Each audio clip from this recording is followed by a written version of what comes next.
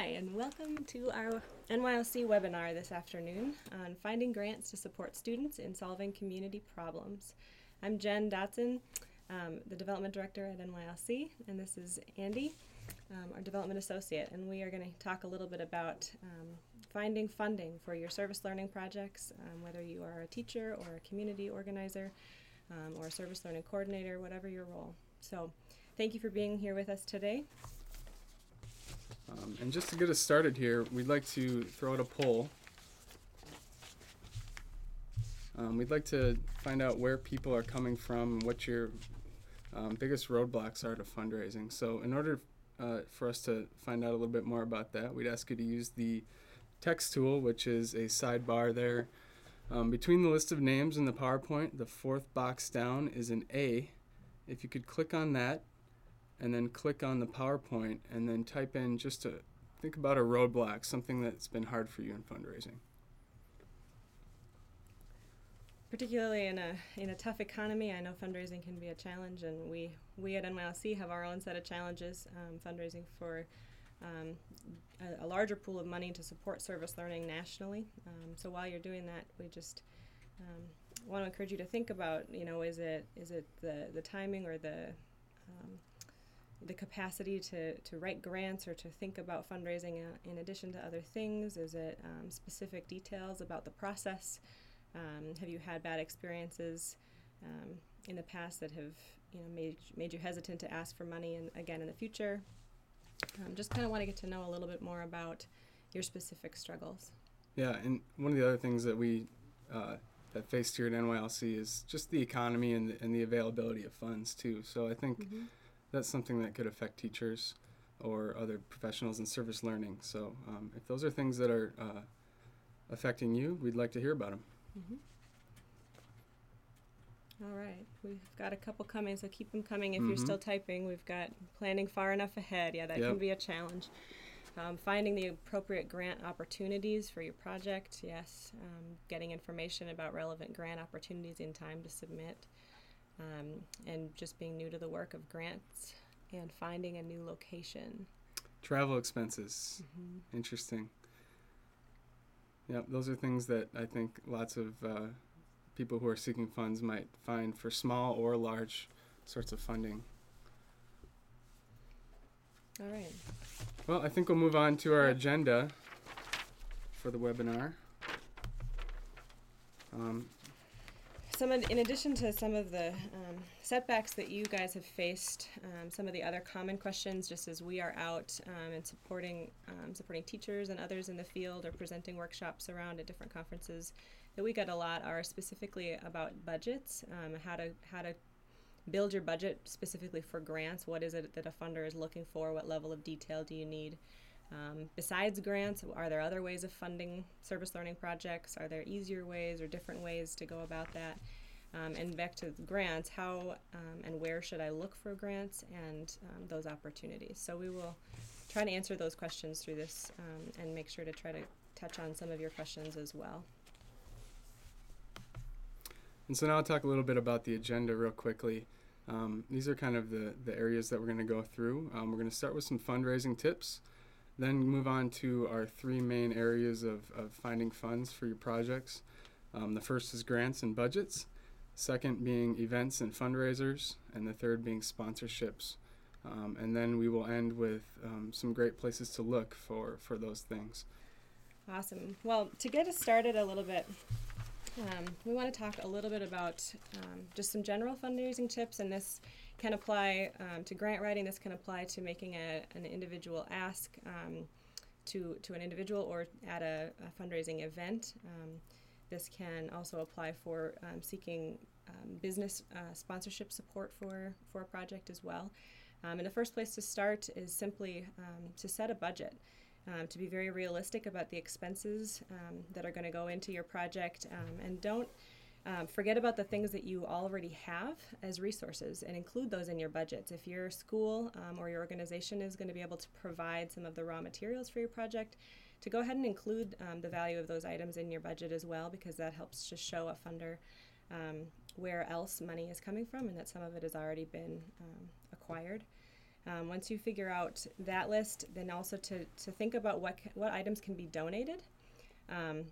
We'll get to that a little bit later in more detail about in-kind support for your projects, but items such as tools or resources or services that can be donated have a monetary value as well. And to think about that creatively can help reduce your overall fundraising goal significantly sometimes. And then once you have established what you already have and what you think you can get donated, to determine what's remaining is going to be your fundraising goal, and that's what you need to raise in monetary resources. And then depending on the amount of that and what your project looks like, to determine what your specific fundraising strategy is going to be. Number two, we had a couple comments about our setbacks at the beginning related to planning far enough in advance. So you already know this, but to think ahead, fundraising takes a lot of time and a lot of planning.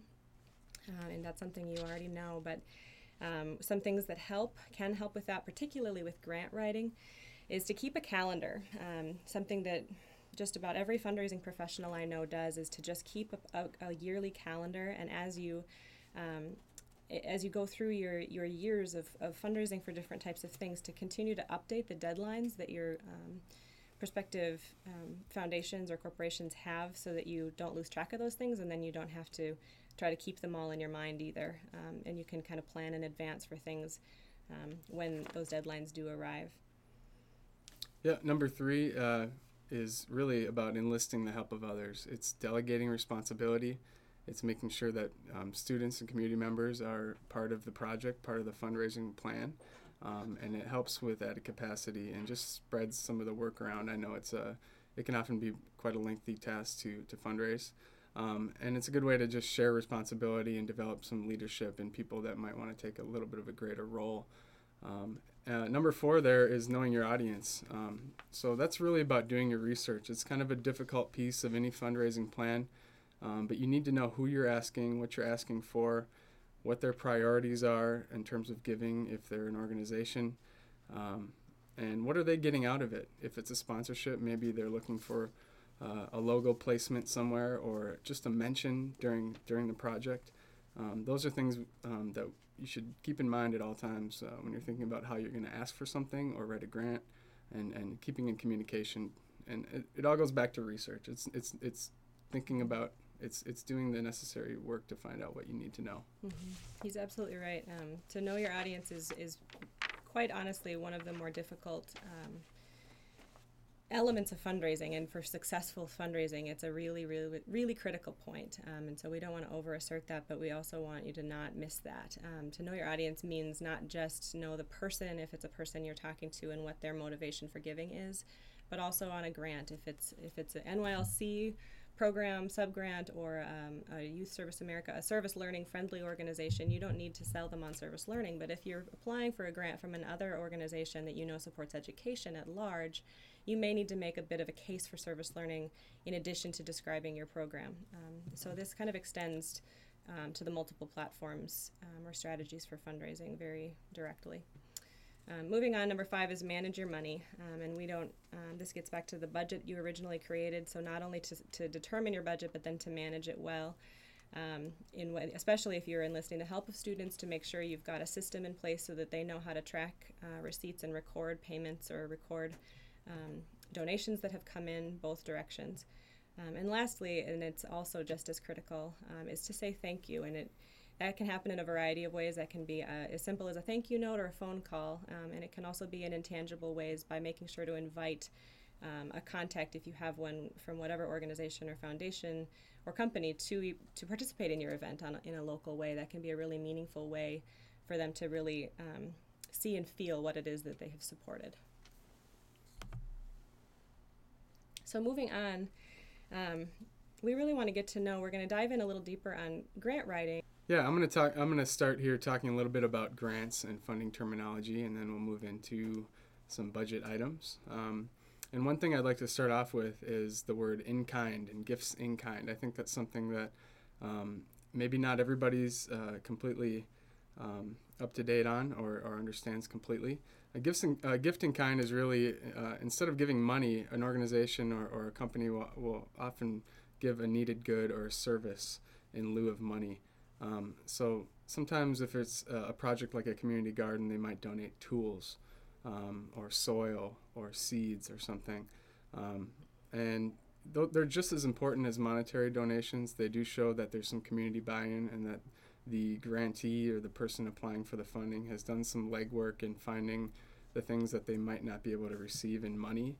And they're also important for the grantors or the people giving the money because they are still eligible for a tax deduction. So it's important to monetize the value of those in-kind gifts.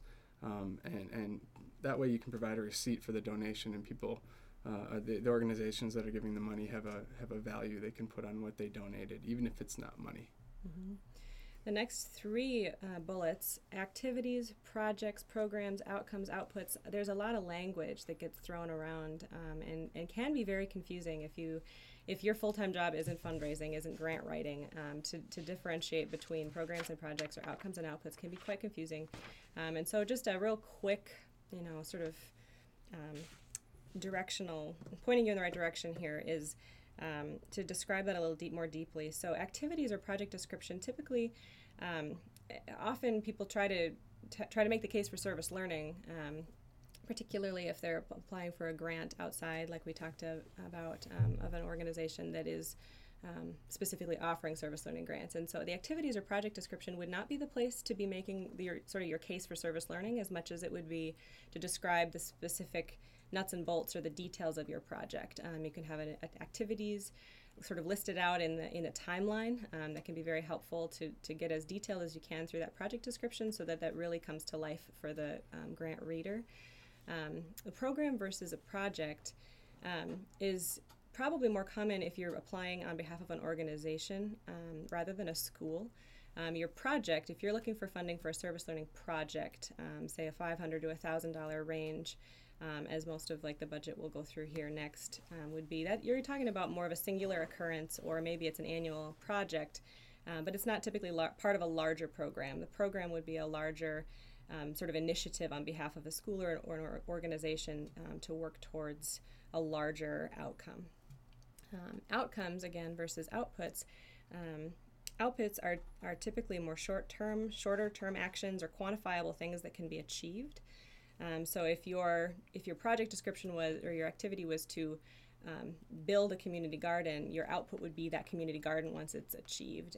And there are other more tangible pieces along with that would be outputs that come out of that project.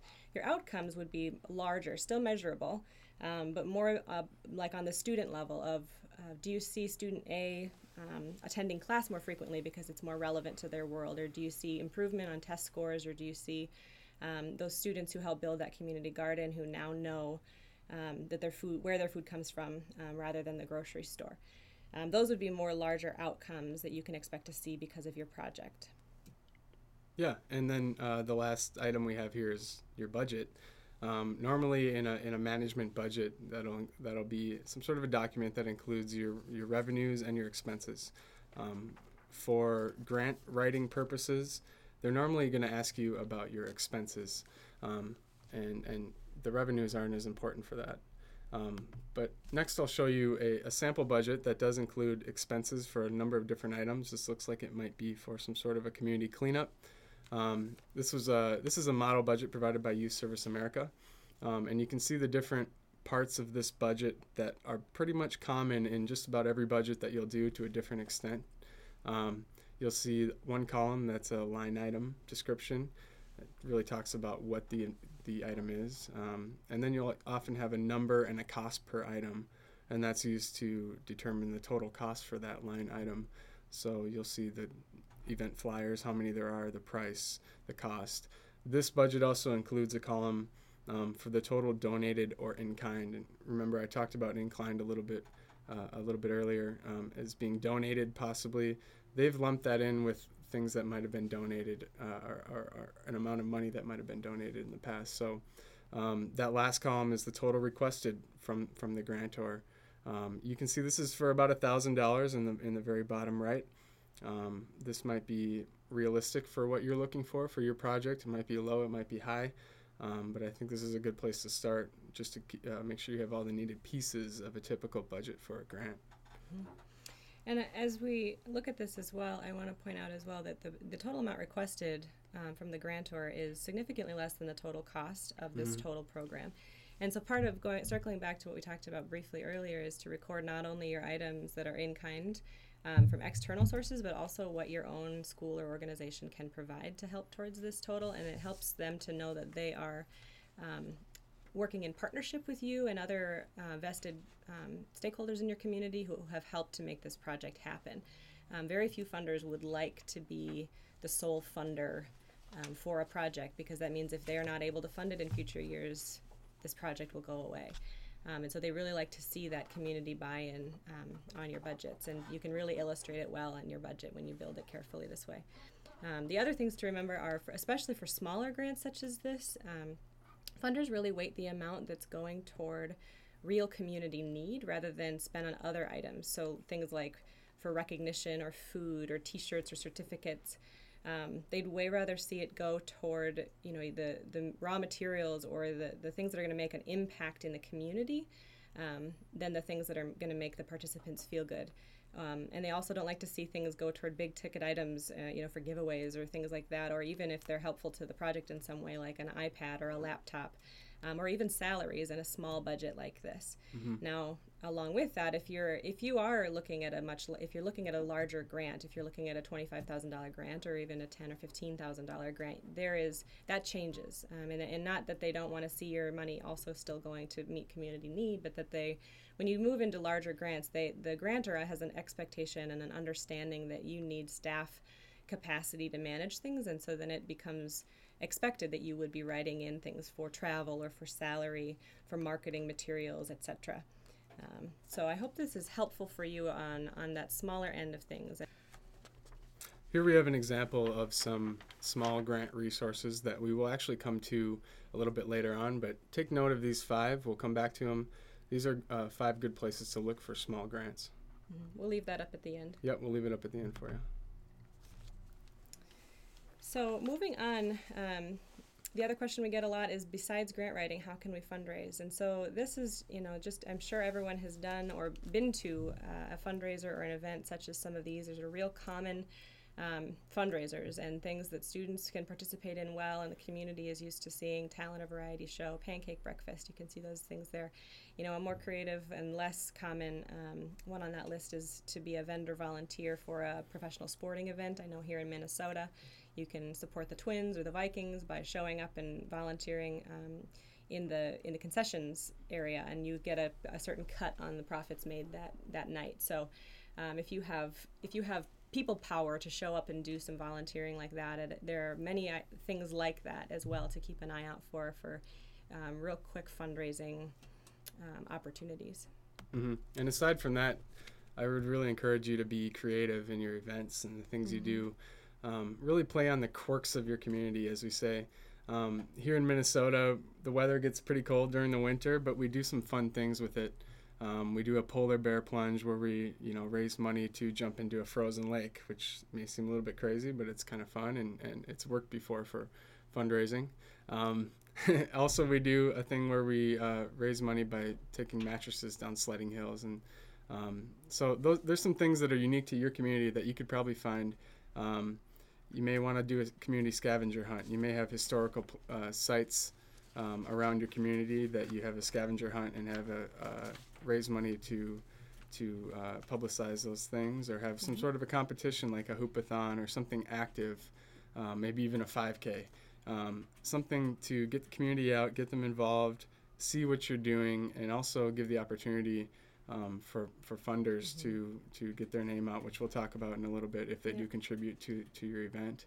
And one of the other things that we really like to encourage you to think about as well is, depending on the type of project, I'm going to keep going back to this community school garden, or a schoolyard garden or a community garden as a project idea, to think about an event like that. Yes, of course, we could do a polar bear plunge to support something like that, but if we could think about and actually strengthen the service learning project by incorporating an event on the front and or the back end of that project that the students are involved with, that actually directly connects to the work, this can actually make for an even stronger fundraising campaign. So, for example, on a community garden, you haven't planted, you haven't built your community garden yet on the front end of that, but what might be a good idea is to think about offering a farm-to-table meal, so where students go and actually purchase items from the local farmers market or farmers in the area, and actually and cook a meal for potential as a fundraiser, and charge admission or make an ask at that event to explain the project that you're setting out to do, what it's going to achieve,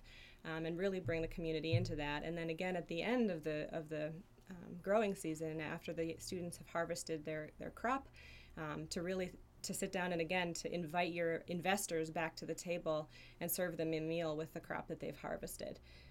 So if there are things like this, and that green garage sale was another example of that as well, of thinking of ways that you can connect an event to your actual service learning project.